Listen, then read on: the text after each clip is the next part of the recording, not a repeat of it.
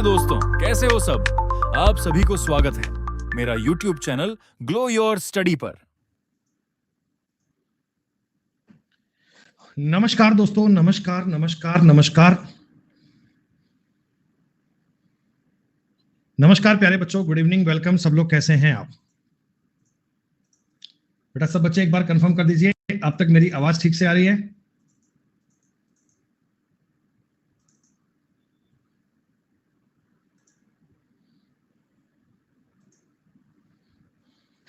Yes बेटा, दो सूचनाएं आपके लिए आवश्यक। एक तो आपका जो अपडेट सेक्शन है वो वर्किंग में आ गया है। अपडेट सेक्शन आपका वर्किंग में आ गया है, तो परसेंटेज की मैंने सारी पीडीएफ उस पर अपलोड कर दी है। आप इस बैच के अपडेट सेक्शन में चेक करोगे ना, तो मैंने परसेंटेज की सारी पीडीएफ डाल दी है। टोटल बेटा 8 पीडीएफ तो आपके फाउंडेशन कोर्स की हैं और 5 आपके प्रैक्टिस कोर्स की हैं। तो 13 पीडीएफ आपके सामने आएंगी, उनको आप डाउनलोड कर लेना। और आगे से मैं आपको सारी पीडीएफ कम्युनिटी पर भी डाल दूंगा और साथ साथ में यहाँ अपडेट सेक्शन में भी आ जाएगी। और दूसरी बात, एक आवश्यक जानकारी वो है दोस्तों आपके लिए कि आपके इस बैच का समय हम 11 AM टू 1 PM शिफ्ट करने का प्रयास कर रहे हैं। 11 से लेकर 1 बजे की ये क्लास आपकी शिफ्ट करने का प्रयास कर रहे हैं। कंफर्म ये 2 अक्टूबर से तो होगा ही होगा बेटा, 2 अक्टूबर से ये होगा, 2 अक्टूबर से ये टाइम शिफ्ट होगा। तो अभी आज का ये कंफर्म नहीं है। देखो, मैंने ऊपर बात करी है, उनको बोला है कि 2 बजे इस क्लास को आप रखना, 2 अक्टूबर से शिफ्ट करना। तो मे बी वो 2 अक्टूबर से होती है, कब से होती है मैं आपको बता दूंगा। बच्चे क्या होता है, जो बैच एक लाइव होता है ना, तो कई सारे सिस्टम इसमें काम करते हैं। लाइक ये कई बैचेस में एनरोल होता है। मेरा प्रयास 10 से 12 करने का था, पर क्या होता है 10 बजे क्लास किसी एजुकेटर से बैच में क्लैश हो रही होती है, थोड़ा बहुत दाएं बाएं होता है बेटा, इसलिए करना पड़ता है, मजबूरी की बात होती है, वरना हम चाहते नहीं थे करना, पर कोई बात नहीं, ऐसा कई बार करना पड़ता है। तो मैं आपको इन्फॉर्म कर दूंगा, अगर बाय चांस कभी ऐसा टाइम चेंज होता है तो कम्युनिटी पे मैं आपको इन्फॉर्म कर दूंगा। कल से तो चेंज नहीं होगा, 11 से 1 का समय है, कि किसी के लिए कंफर्टेबल होगा। ये भी टाइम सही है गुंजन बेटा, वो भी टाइम सही होगा। थोड़ा सा 2-3 दिन पढ़ के देखते हैं क्या बातें बनती हैं बेटा, क्या बैकएंड में कई सारी चीजें होती हैं, इनके आधार पे हमें चेंज करना पड़ता है बच्चे। अब मुझे एक बात बताओ बेटा, कल आपने सिंपल इंटरेस्ट टॉपिक पढ़ना स्टार्ट किया था और मैंने आपको इस टॉपिक का जो बेसिक कॉन्सेप्ट है वो बताने की कोशिश की थी। आपको मैंने ये समझाया था कि एसआई का मतलब क्या होता है, सिंपल इंटरेस्ट क्या होता है। सिंपल इंटरेस्ट का मतलब ये होता है कि हर साल का ब्याज सेम है, ईच एंड एवरी ईयर, हर एक साल का ब्याज सेम है। ब्याज सेम का क्या मतलब है, जैसे मैंने आपको बच्चों कुछ रुपए ब्याज पर दिए, किसी निश्चित रेट पर दिए, तो हर एक साल ईच एंड एवरी ईयर आपको इक्वल ब्याज मिलेगा। फॉर एग्जाम्पल, प्रिंसिपल दोस्तों मैंने आपको मान लो 1000 रुपए ब्याज पर दिए, रेट मान लो आपकी 10% की है, तो फर्स्ट ईयर का जो ब्याज आएगा, पहले साल का ब्याज मिलेगा वो आएगा 100 रुपए। सेकेंड ईयर का जो ब्याज आपको मिलेगा बच्चे, दूसरे साल का ब्याज आएगा वो भी 100 रुपए आएगा। नहीं, मैं 2 सालों की बात नहीं कर रहा हूं, सेकेंड ईयर कह रहा हूं। थर्ड ईयर का ब्याज आएगा वो भी 100 रुपए आएगा। फोर्थ ईयर का ब्याज आएगा वो भी 100 रुपए आएगा। कल मैंने आपको इसके कॉन्सेप्ट में बताया था कि ऐसा ही याद करने का जो फॉर्मूला होता है वो PRT/100 होता है। ये बेसिक वाला फॉर्मूला अपन स्कूलिंग से पढ़ते आए हैं बच्चों। यानी इसका आपने मतलब समझा था कि एसआई जो होगा वो प्रिंसिपल पर भी डिपेंड करता है, रेट पर भी डिपेंड करता है और टाइम पर भी डिपेंड करता है। ये इनके अनुक्रमानुपाती है। अनुक्रमानुपाती का मतलब होता है डायरेक्टली प्रोपोर्शनल, कि प्रिंसिपल बढ़ेगा तो एसआई भी बढ़ेगा, रेट बढ़ेगी एसआई भी बढ़ेगा, टाइम बढ़ेगा तो एसआई भी बढ़ेगा। और देखो, प्रिंसिपल को दुगना करोगे तो ब्याज भी दुगना होगा, रेट को दुगना करोगे तो ब्याज भी दुगना हो जाएगा, टाइम को दुगना करोगे तो ब्याज भी दुगना हो जाएगा। इस चीज को बोलते हैं डायरेक्टली प्रोपोर्शनल। Directly proportional. एक बच्चों मैंने आपको इफेक्टिव रेट का कंसेप्ट बताया था, इफेक्टिव रेट का मामला बताया था। इफेक्टिव रेट का क्या मीनिंग होता है बच्चे? इफेक्टिव रेट का मतलब होता है कि जैसे आपने 10% का ब्याज पर 4 साल के लिए पैसा दिया ना, तो आपको 40% का ब्याज मिलेगा। 40% का मतलब होता है 2/5, यानी 5 अगर तुम्हारा प्रिंसिपल है तो 2 रुपए का ब्याज मिलेगा और अमाउंट के रूप में आपको 7 रुपए पे करने पड़ेंगे। ये रेशो की बात होती है, हम रेशो से अपनी जानकारियां पढ़ेंगे। तो कल जो क्लास आपने पढ़ी बेटा, उसमें जितनी बातें मैंने आपको बताई, क्या आप सब लोगों को क्लियर है? तो डायरेक्ट मैं आज आपके सामने इस टॉपिक के सवाल करना स्टार्ट करूं।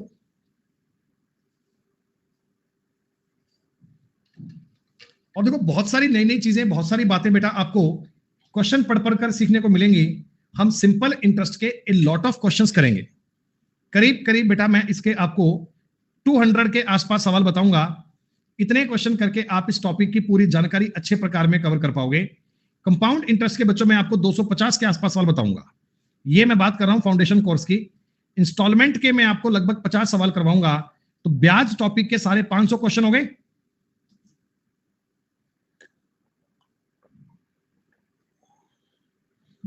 इसका मतलब ये 500 क्वेश्चन करके आप इन टॉपिक्स पे अपनी बढ़िया से कमांड कर पाएंगे। देखो स्टार्टिंग के सवाल बहुत बेसिक, बहुत इजी वाले हैं।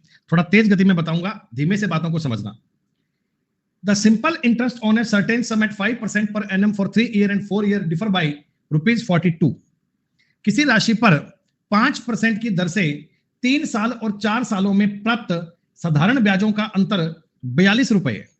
बच्चों देखो 3 साल में और 4 साल में जो ब्याज मिला, इनका डिफरेंस क्या 5% आएगा?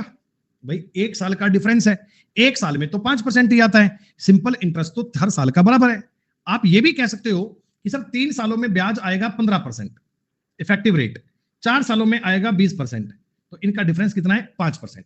5% की वैल्यू अगर 42 है तो आप बताओ 100% की वैल्यू क्या बनेगी? सर जी इसका 20 गुना करना पड़ेगा क्या? 20 गुना करोगे तो 840 आपके सवाल का उत्तर बन जाएगा। क्या पहला सवाल आप सबको क्लियर हुआ? इफेक्टिव रेट की बात कर रहा हूं बेटा मैं, चिंता की बात नहीं है। मेरी बात को ध्यान से सुनिएगा, एक बात ध्यान से बात को पढ़ना। एक्स और वाई को 7.5% के ब्याज दर से 4 साल और 5 साल के लिए बराबर धनराशि उधार दी। जितना पैसा इसे दिया उतना ही पैसा उसे दिया, रेट भी सेम है, सब कुछ सेम है बच्चों। तो एक को पैसा दे रहे हो 4 साल के लिए, एक को दे रहे हो 5 साल के लिए, डिफरेंस आएगा 1 साल का। 1 साल का मतलब बेटा 7.5% एक्स्ट्रा आएगा, 7.5% एक्स्ट्रा बनेगा और ये बराबर दिया गया 150 के। तो 1% की वैल्यू बच्चों 20 आएगी और 100% की वैल्यू आ जाएगी 2000 आपके सवाल का उत्तर बन जाएगा। बिना कोई ऑब्जेक्शन, बिना कोई आपत्ति उत्तर आना चाहिए। ये टॉपिक की बिगिनिंग है, स्टार्टिंग है, पहले पहले सवाल है, तो स्टार्टिंग के सवाल तो बड़े इजी मिलते ही हैं, ये बात तो आप जानते ही हैं बच्चों। सुनो, एक व्यक्ति किसी निश्चित राशि को 5% की दर से साधारण ब्याज पर उधार देता है। 15 सालों में संयोजित ब्याज की राशि उधार दी गई राशि से ₹250 कम है। बेटा एक बात मुझे बताओ, अगर 5% की दर से 15 साल के लिए मैं आपको पैसा दूं तो क्या आपको इफेक्टिव रेट 75% की मिलेगी? क्या बच्चों इफेक्टिव रेट आपको 75% की मिलेगी?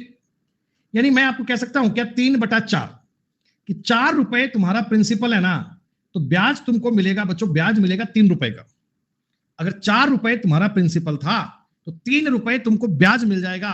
और सवाल कहता जी ब्याज जो है ना, ब्याज वो प्रिंसिपल से ₹250 कम है, ₹250 कम है। और आपका जो ब्याज है वो प्रिंसिपल से ₹1 कम है क्या?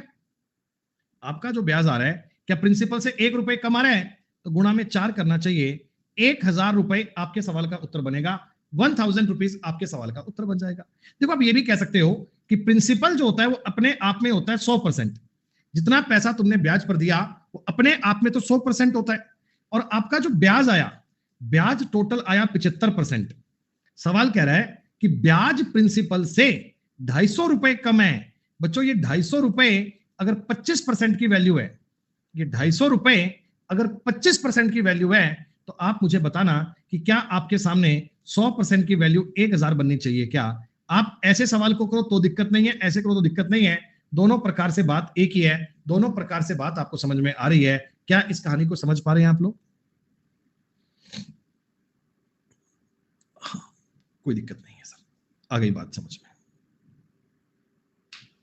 सुनो, एक निश्चित धनराशि पर, देखो सेम प्रकार का सवाल दिया, सेम प्रकार का, 16.25 की दर से 4 साल में कितना आता है?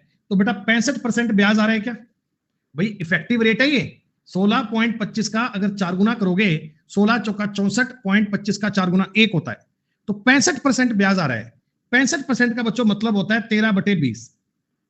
इसका मतलब है 13/20 कि ₹20 अगर प्रिंसिपल है तो ब्याज आया ₹13 का। क्या ₹7 कम ब्याज आया क्या? क्या प्रिंसिपल से 7 रुपए कम आपको ब्याज के मिले हैं? सवाल कहता है जो ब्याज आया है वो प्रिंसिपल से 12,600 रुपए कम है। बच्चों ये अगर 7 की वैल्यू है तो मूलधन ज्ञात करने के लिए आपको 20 गुना करना पड़ेगा। 7 से काटोगे 7 एकम 7, 7 8 56, 1800 गुना करेंगे 36,000। आपके सवाल का उत्तर बन गया। आगे बात समझ में। आप ये भी कह सकते थे सर प्रिंसिपल मेरे सामने 100% है और इंटरेस्ट जो आएगा, ब्याज जो आएगा वो 65% बनेगा इफेक्टिव रेट। तो इनका जो डिफरेंस है सर वो 35% का है। सवाल के अकॉर्डिंग ये 12,600 की वैल्यू है। सर 100% का मान बताओ तो 12,600 अगर 35 की वैल्यू है तो 100 की वैल्यू ज्ञात करेंगे। बच्चों बात तो एक ही है ना। 5 से काटोगे 20, 5 से काटोगे 7। देखो ये सेम बात बन गई, सेम बात बन गई है। आपने कहा जी हाँ सर दोनों बातों में कोई फर्क नहीं है, हम सवाल इस तरह पढ़े या वैसे पढ़े, उत्तर हमारा सेम आना है। इफेक्टिव रेट क्या है, इफेक्टिव रेट का कॉन्सेप्ट क्या है, ये अप्लाई करना सीख लो तो बात बन जाए, इफेक्टिव रेट से बात हो जाए।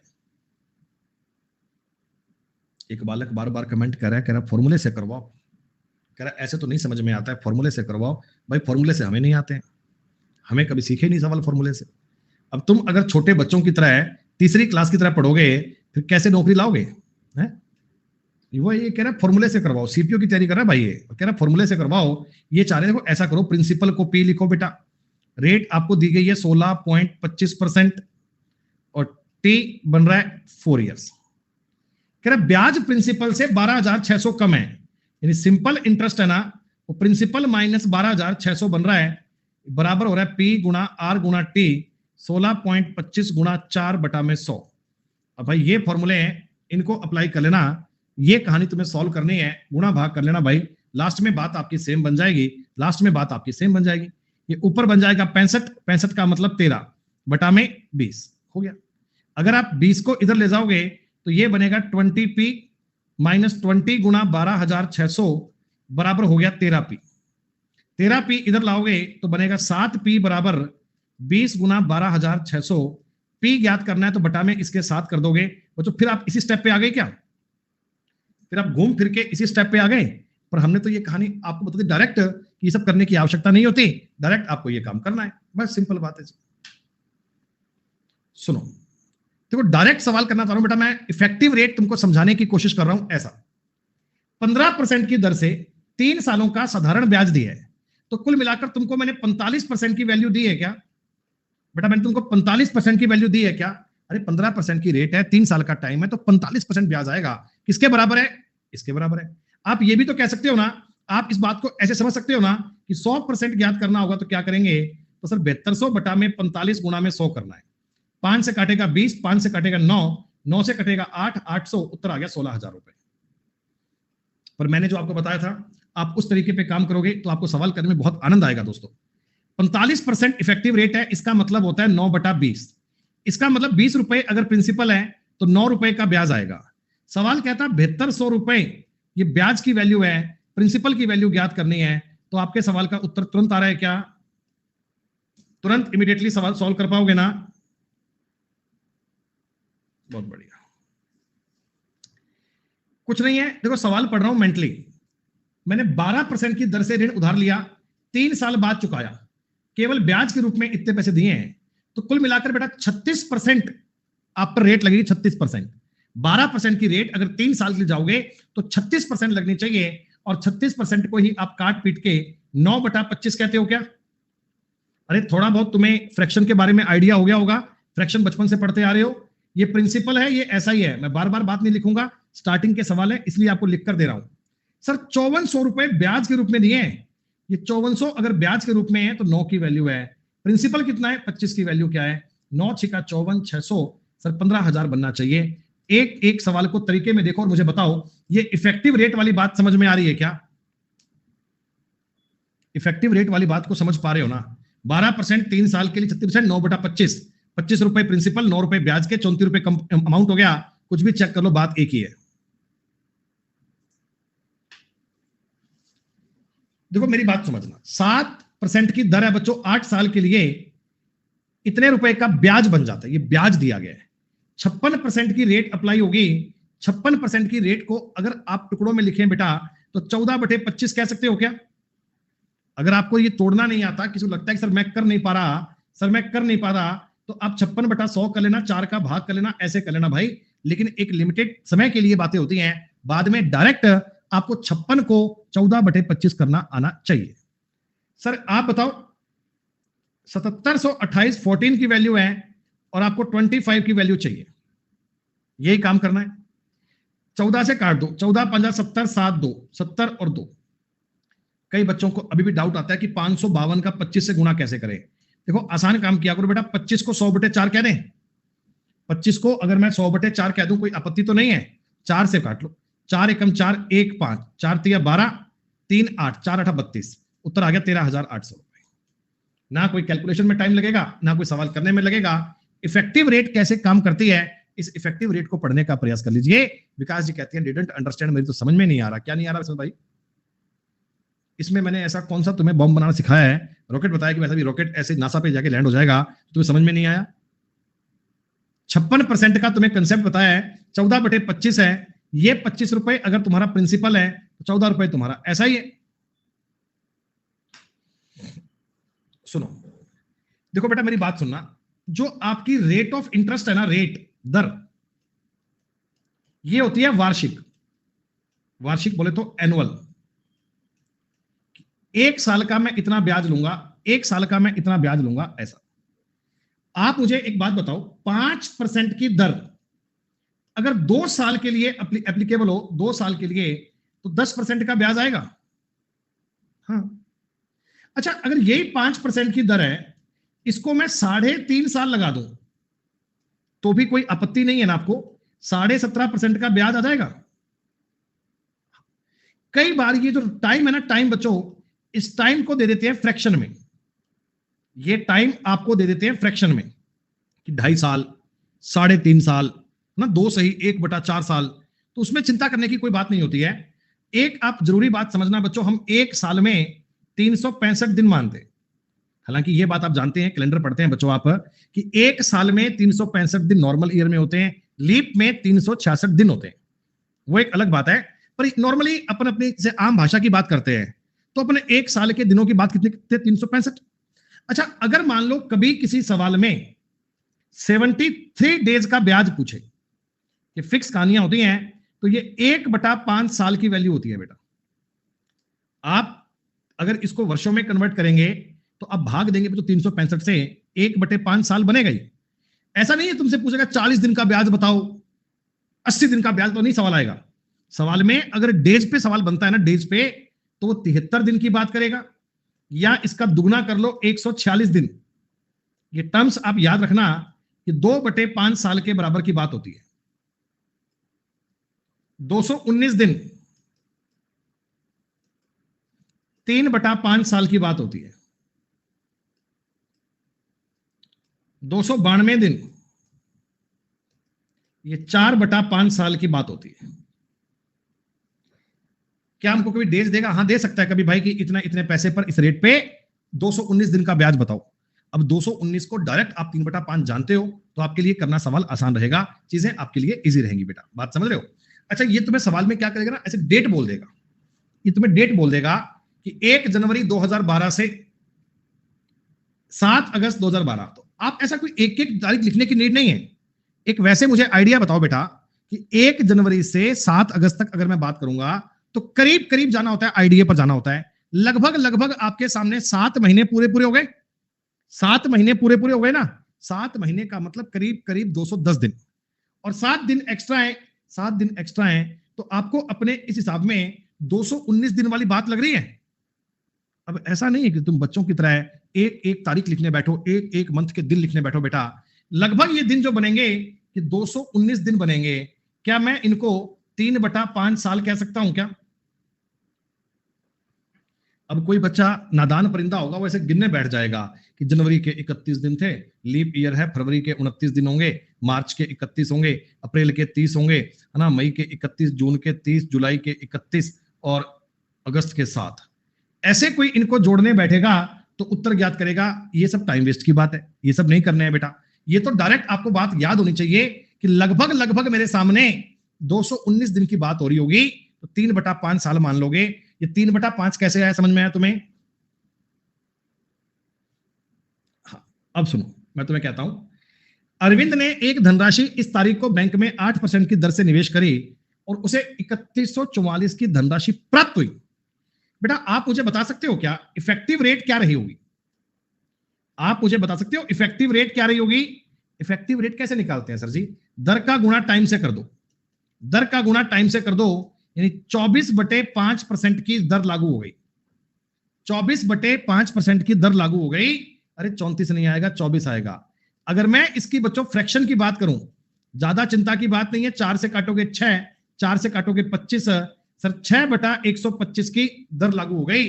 6/125 की दर लागू हो गई ना। यहां पर ये 6 क्या है सर? ये एसआई का संकेतक है। पी क्या है?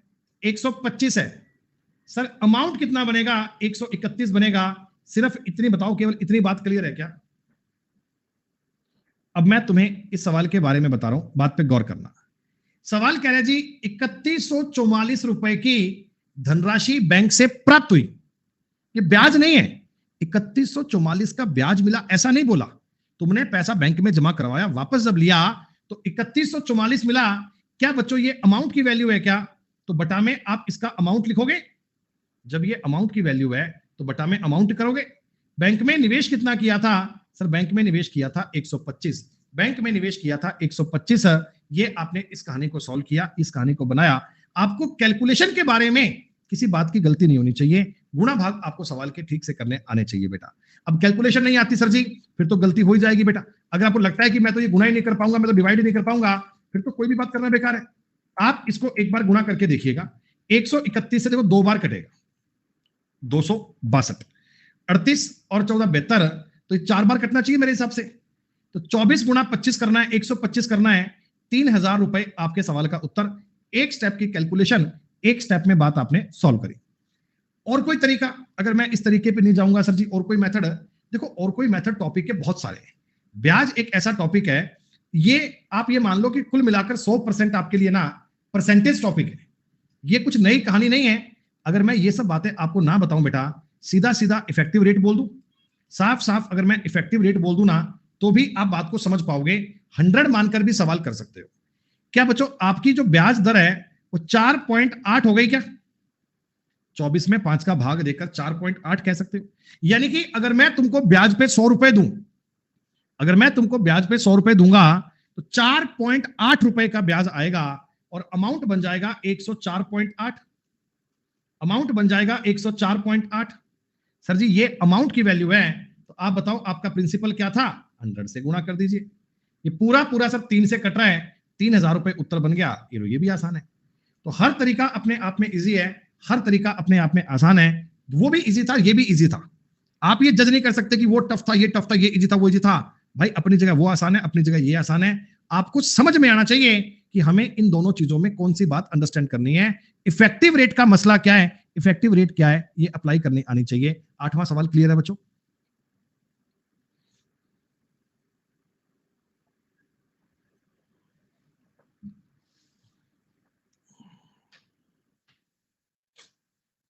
देखो टाइम देखना बेटा, टाइम देखना, चिंता करने की कोई बात नहीं है। आप एक सेकंड रुको यार, मैं बहुत दिन से देख रहा हूं।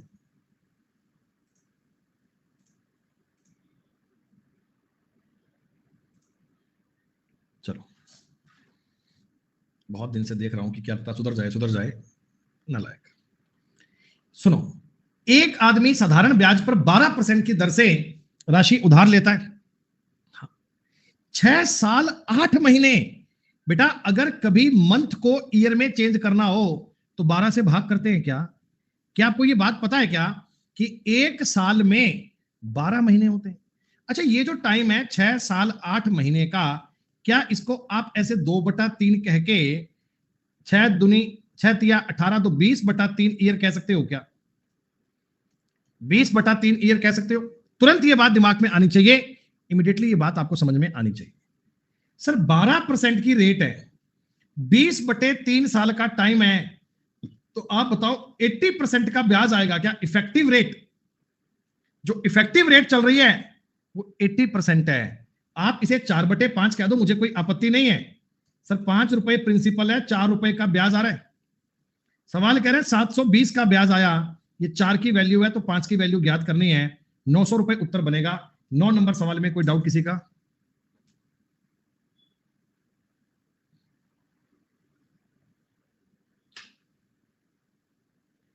देखो कई बार चीजें ऐसी होती हैं जो एग्जाम में आपका टाइम ले जाती हैं, जो एग्जाम में आपका टाइम ले जाती हैं, और इन सवालों को करने में बच्चे बहुत चिंता महसूस करते हैं। तो मैं तरीका बता रहा हूं, बड़े आराम से मेरी बात को समझना, जल्दबाजी मत करना। ए ने 2 सालों के लिए बी से 8% साधारण ब्याज पर ऋण लिया और कुल ब्याज के साथ कितने रुपए चुकाए। अब जो ये रुपए हैं बेटा, ये जो रुपए हैं, क्या बताओ ये अमाउंट की बात हो रही है क्या? 8% की दर है बच्चों, 8% की दर से 16% का ब्याज आएगा। आप जानते हैं 4/25 का ब्याज आएगा, 4/25 का ब्याज आएगा। यानी अगर कोई बच्चा मेरी बात को साथ साथ समझ रहा हो ना, वो तुरंत ये बात जान जाएगा, सिर्फ 29 की वैल्यू है और मैं आपसे 25 की वैल्यू एक्सपेक्ट कर रहा हूं, 25 की वैल्यू चाहिए। आगे समझ में? अब देखो यहां पर आपको एक चिंता हो सकती है, और वो हो सकती है जी कैलकुलेशन। टर्म तुम्हें इस प्रकार की दी गई है, पॉइंट तुम्हें इस प्रकार दिया गया है कि ये गुणा करने में आपका टाइम लगेगा, तो आप इस सवाल में मल्टीप्लाई मत करना। आप इस सवाल में मल्टीप्लाई मत करना बेटा, डायरेक्टली अपना उत्तर बोल देना डी, कि डी इसका उत्तर आएगा, और आगे बढ़ जाना, कह देना जी काम हो गया। ठीक?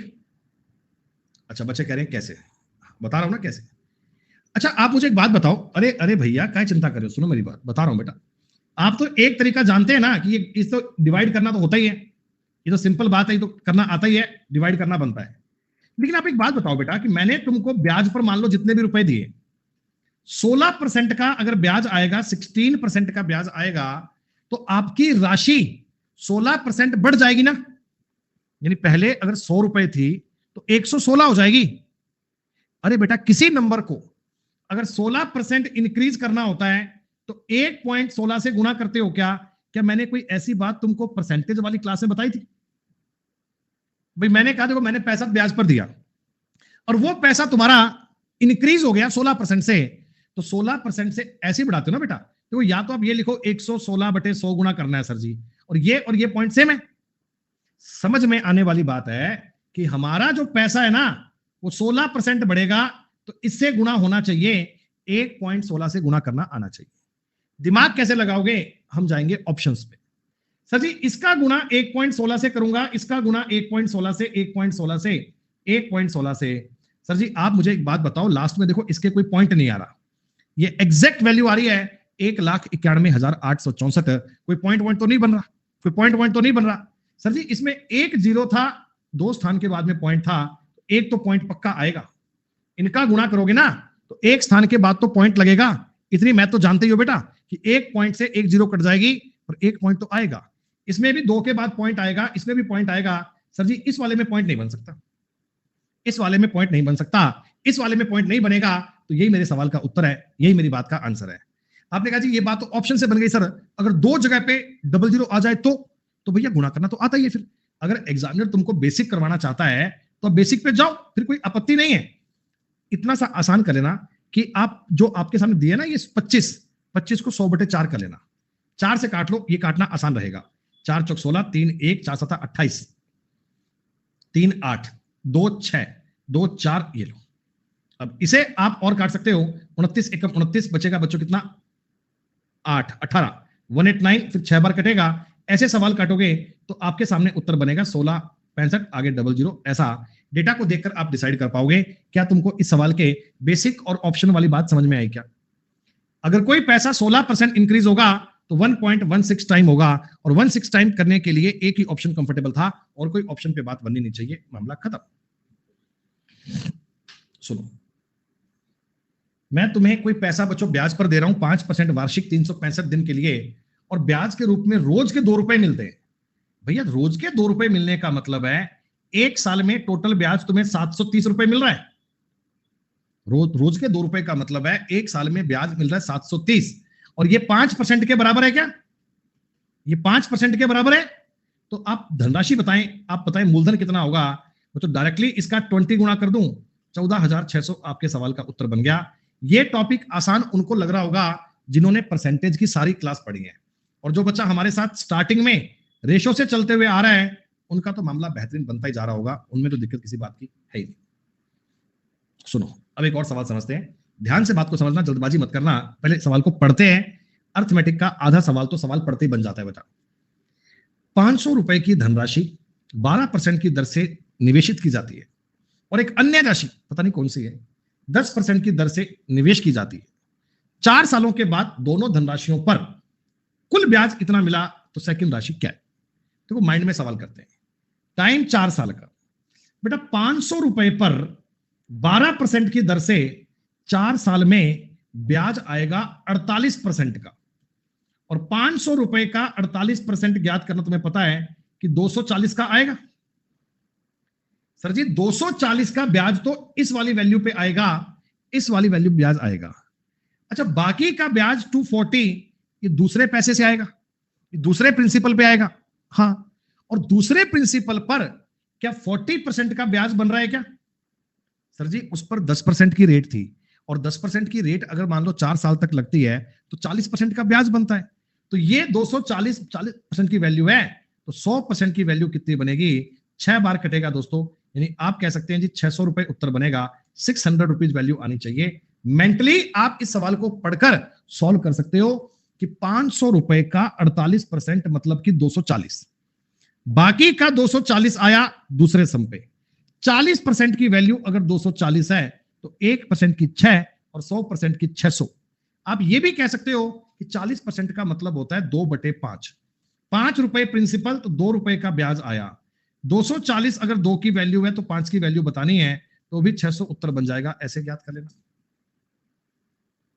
कहानी समझ में आ रही है सब बच्चों को? देखो जैसा हमने अभी सवाल करा ये वैसा ही क्वेश्चन है। ध्यान देना, इसमें दोनों बार राशियां बराबर है।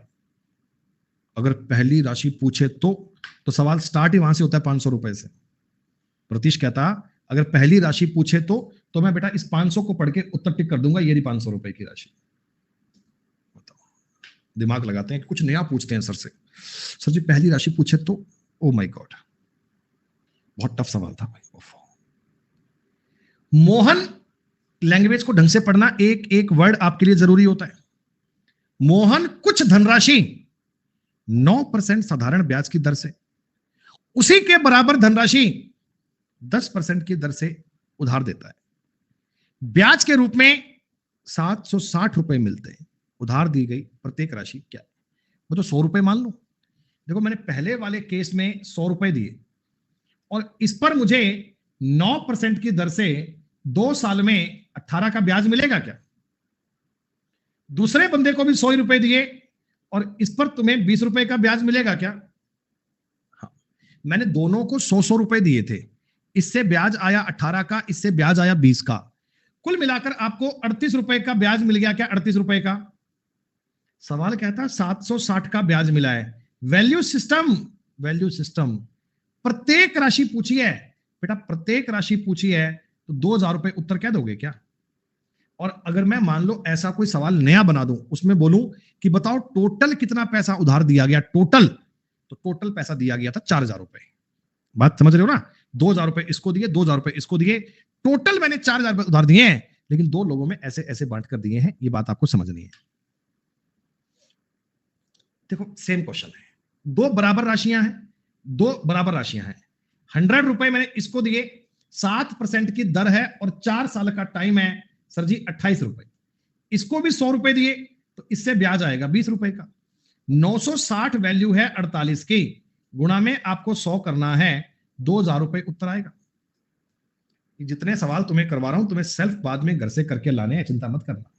सुनो, राम एक कंपनी में निश्चित राशि 4 साल के लिए 12% की दर पे मतलब 48% का ब्याज, उतनी ही राशि, सेम राशि है बच्चे, डिट्टो, 5 साल के लिए 15% की दर पे जमा करता है।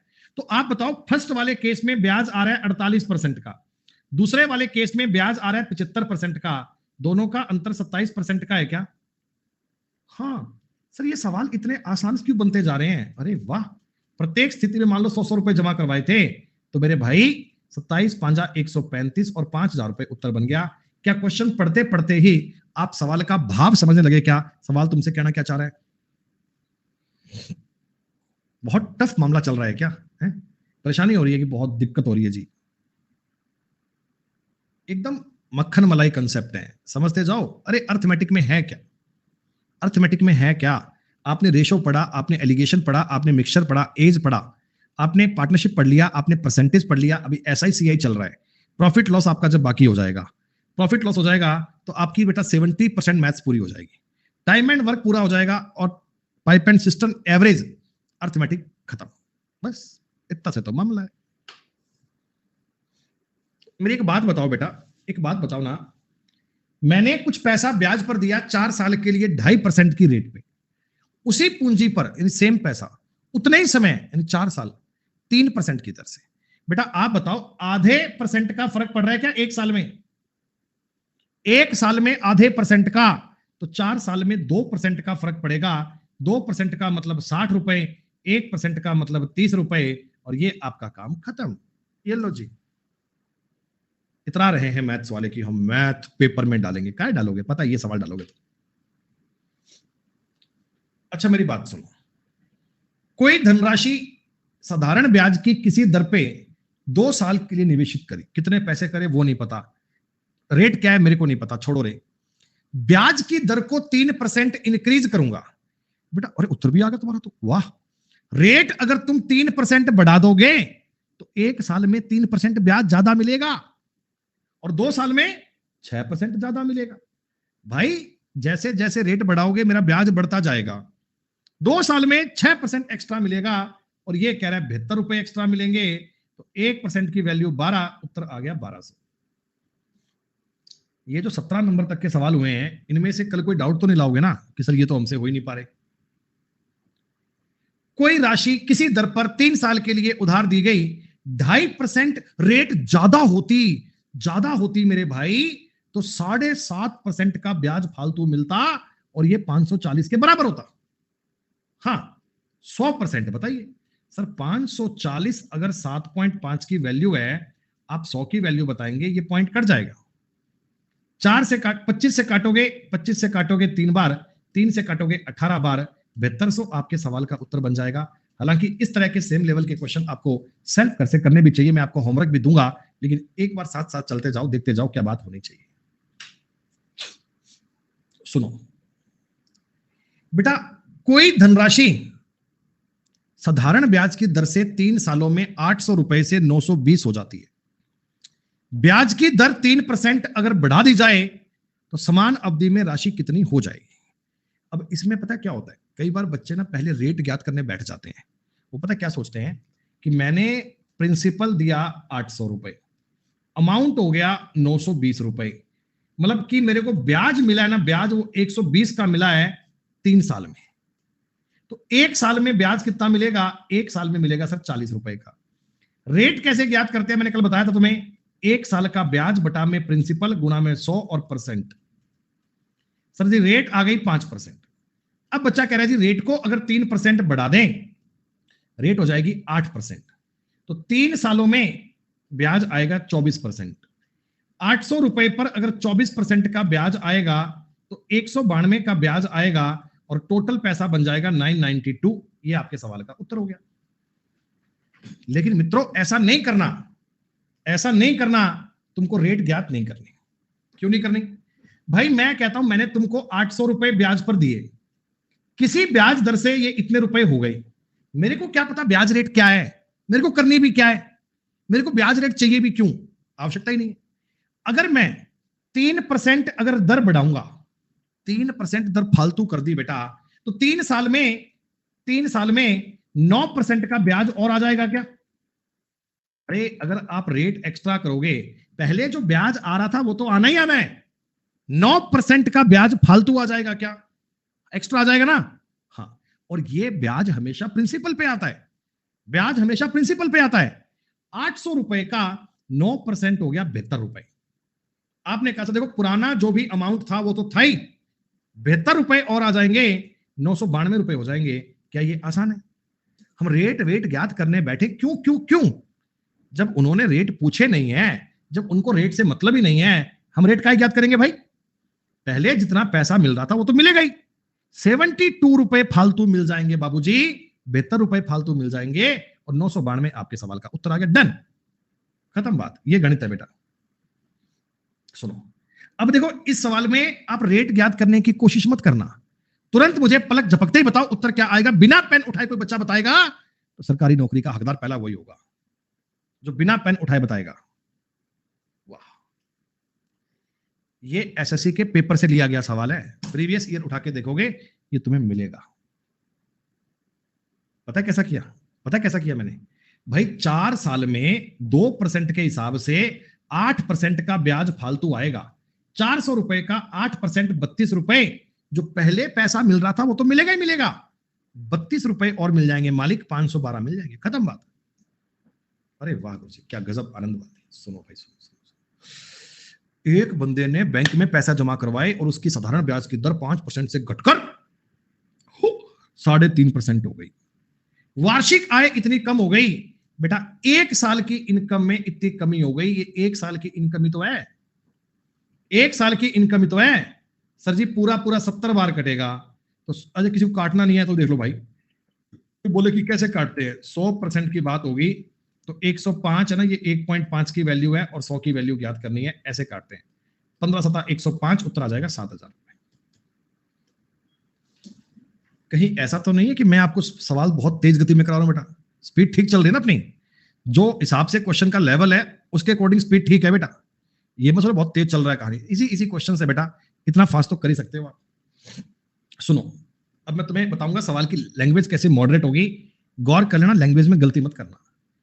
X रुपए की राशि 2 सालों के लिए निश्चित दर पर साधारण ब्याज पर रखी गई। Okay, had it been put at 3% higher rate, अगर बच्चों रेट 3% ज्यादा होते तो 300 रुपए ज्यादा बन जाते। तो आप मुझे बताओ 3% की दर 2 साल तक एप्लीकेबल होगी तो 6% से तुमको 300 रुपए एक्स्ट्रा मिलेंगे। बच्चों आपका जो अमाउंट होगा, अमाउंट वो 5,000 रुपए होगा क्या?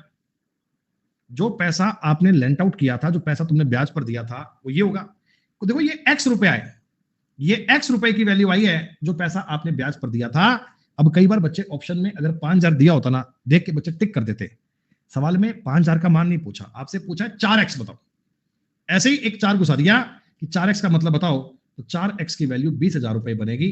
किसी को पूछने की नीड नहीं है साहब, टिक कर देना।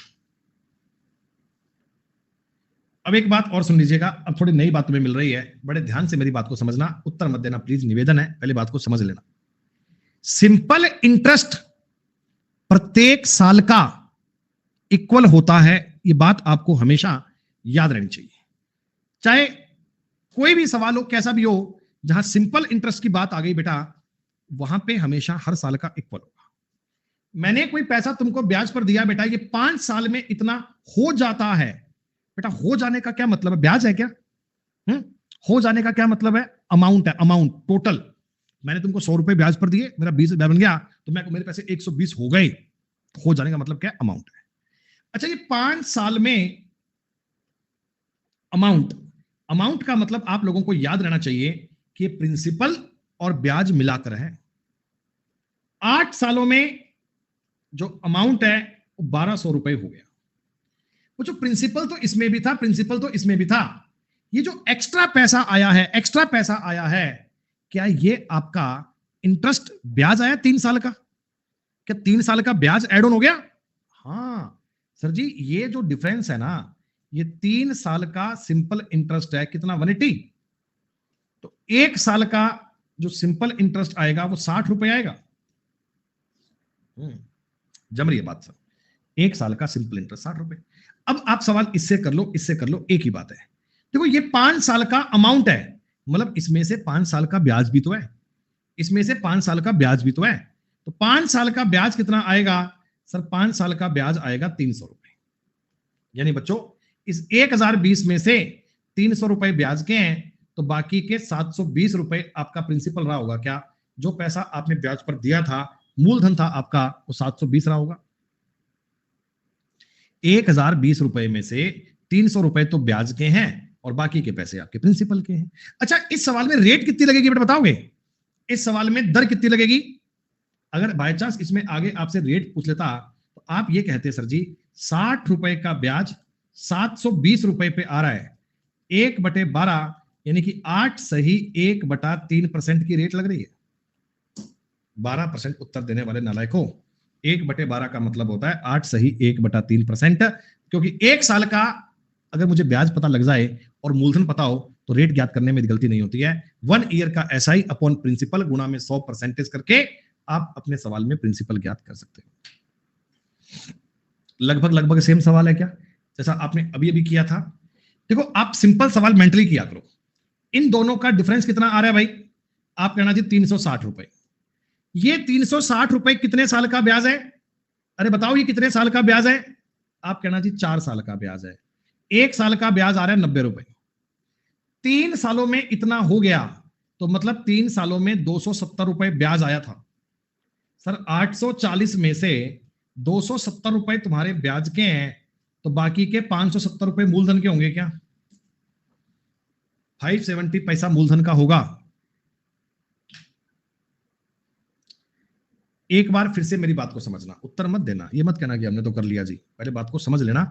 ये पेपर में पूछा जाने वाला कई बार रिपीट हुआ सवाल है, सीजीएल में भी आया है, सीएचएसएल में भी आया है, सीपीओ में भी आया, प्री में आया, मेंस में आया।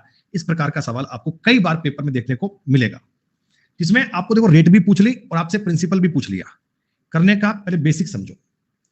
देखो 1 ईयर में इतना हो गया और 4 साल में इतना हो गया अमाउंट है ना। तो आप लोग मुझे बिना ज्यादा चिंता किए 1 ईयर का 3 ईयर का ऐसा ही बता पाओगे, ऐसा ही घटाएंगे सर। 14 में 6 घटाओगे 8, यहां बचेगा सर 9, 9 में 7 घटाओगे 2, 4 में 428 और यहां बच गया सर 1428। 1 ईयर का सिंपल इंटरेस्ट कितना आएगा सर जी, इसमें 3 का भाग करेंगे, 3 चौका 12, 2 2 3 7 21, 3 6 78। ये एक साल का ब्याज है बच्चों। अगर एक साल में 6076 रुपए हो गए थे तो इसका मतलब कि एक साल का इतना ब्याज माइनस करूंगा तो प्रिंसिपल तुम्हारा 5600 रुपए आएगा। प्रिंसिपल 5600 रुपए आएगा। अब आपने कहा जी रेट ज्ञात करें। रेट कैसे ज्ञात करते हैं, एक साल का ब्याज 5600 रुपए पे गुणा में 100 और परसेंट। क्लियर, दो दो कैंसर। एक बार 7 से काट लूं 8 बार कटेगा, 7 6 42, 5 6 7 8 56, 4 से काटोगे 17/2, 8.5% उत्तर आ गया। ये इस सवाल को करने का बेसिक तरीका है, पर ऐसे तुम्हें करना नहीं है। आपको ये सवाल करना है बच्चे ऑप्शन से। देखो ऑप्शन से क्या है ना, मैंने आपको क्या बताया, एक साल में 6076 रुपए हो गया, मतलब कि इस पैसे में अगर तुम प्रिंसिपल में एक साल के ब्याज ऐड करोगे ना तो 6076 होना चाहिए। ऑप्शन उठाओ। देखो 5400 का बेटा 10% कितना होगा, आपने कहा जी 540। अगर 540 इसमें जोड़ भी दूंगा तो ये 5940 बनेगा, 5940 बनेगा। 6076 तो सर बन ही नहीं पा रहा बेटा, नहीं बन पा रहा ना। मेंटली सोचना है, लिखना नहीं है। 5400 का 10% 540 जोड़ूंगा तो 5900 कुछ बनेगा सर जी, ये तो नहीं बनेगा। और 10% से नहीं बन रहा तो 9% से बनने का तो मतलब ही नहीं है। 9% से बनने का तो मतलब ही नहीं है। रह गए दो ऑप्शन। अच्छा गुणा भाग करना इसका आसान लग रहा है, तुम तो ये चेक कर लो कि 5600 का 9% कितना होगा, 9 छिका 54, 5 504। सर जी इससे तो बनेंगे 6104 रुपए। ना ना इतने नहीं करवाने हैं, इतने नहीं करवाने हैं सर जी, कम करवाने हैं। उत्तर ये बन गया क्या, अगर मैं 9% उसमें जोड़ता हूं तो 6100 बन गया। इतने नहीं चाहिए सर जी, थोड़े कम चाहिए। तो उत्तर 9% से कम वाला आएगा, 8.5% वाले को टिक कर लो। ये सवाल बताओ, तुम्हें तरीके से भी समझ में आना चाहिए और ऑप्शन से भी करना आना चाहिए। कौन सा तरीका आपको ज्यादा अच्छा लगे वो डिपेंड करता है आपकी प्रैक्टिस पे। आप जब घर पे सवाल करो ना बेटा तो ऑप्शन से भी करना और इस तरह बेसिक से भी करना, ताकि तुम्हें दोनों तरीके आने चाहिए। कैसे कब कौन सा ट्राई करना है ये कॉन्सेप्ट आपको क्लियर होना चाहिए। 25 नंबर तक के सवाल क्लियर हैं क्या भाई।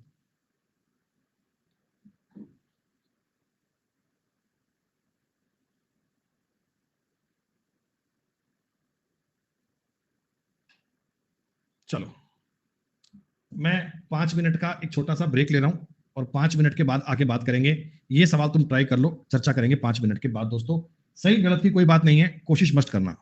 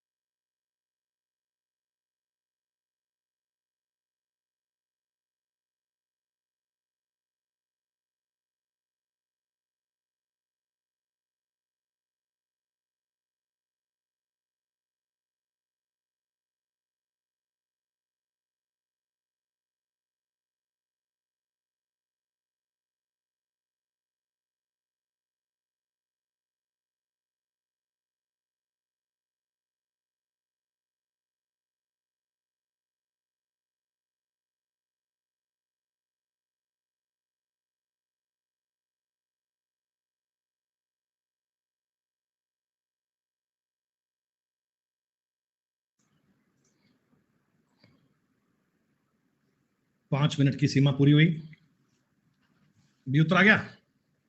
कैसे करा, ऑप्शन से करा या सॉल्व किया? दोनों से करा। तो वैसे भी आपको ना साफ साफ पता लग रहा है कि 2 साल में 11% की रेट से 22% का ब्याज आएगा। सर 22% अगर मैं याद करूंगा 88 का ब्याज आएगा, ये तो संभव ही नहीं है। 13% की रेट से 26% का ब्याज बनेगा। हाँ 26% का बनेगा तो 26 छिका होते हैं बेटा कितने, 156। तो ये बात बन रही है, बस हो गया सॉल्व। इतना ही तो काम है। 1 साल में 78 है ना, 2 साल में 156, 600 रुपए पर 156 का ब्याज आएगा तो 25 बन जाएगा। आपकी बात डन।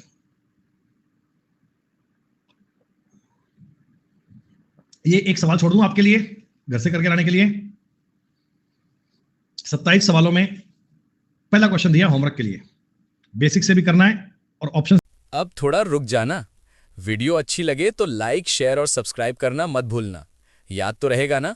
चलो चलते हैं, बाय।